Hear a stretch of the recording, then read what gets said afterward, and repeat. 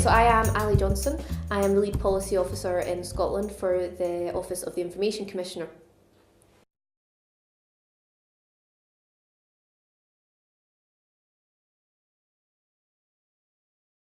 You're going to be taking the same steps as you would with any personal data, but the main thing that you have to be aware of is when it comes to the age of capacity in Scotland.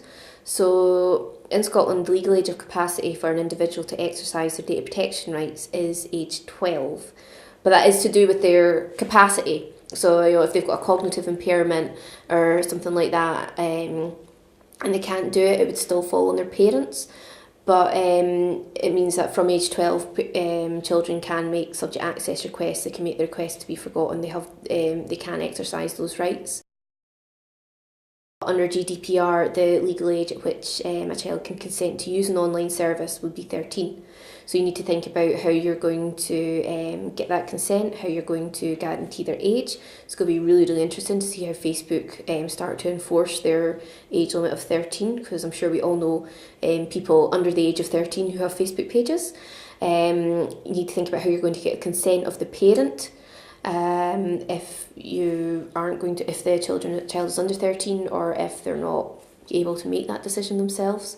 The other thing to be aware of as well is that GDPR is very explicit that any information to do with data processing has to be provided in a format that people will understand, especially if it's a child.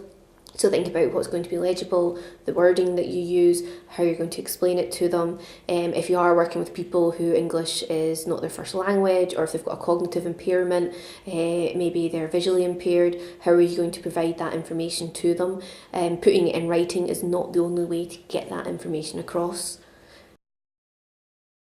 You could use audio files, you could have someone who could sit down with them and talk them through what this means, especially if you're using consent forms. Say you're a charity or you're an organisation who's working with people whose English isn't their first language. They might not understand your consent notice, so it would be sitting down talking through with them so they do understand, and then signing it off. It might be that you'd get a double signature, they sign to say that yes, we understand, and then the person who's talked through it signs it to say yes, I have talked through this with them. I say you can use videos.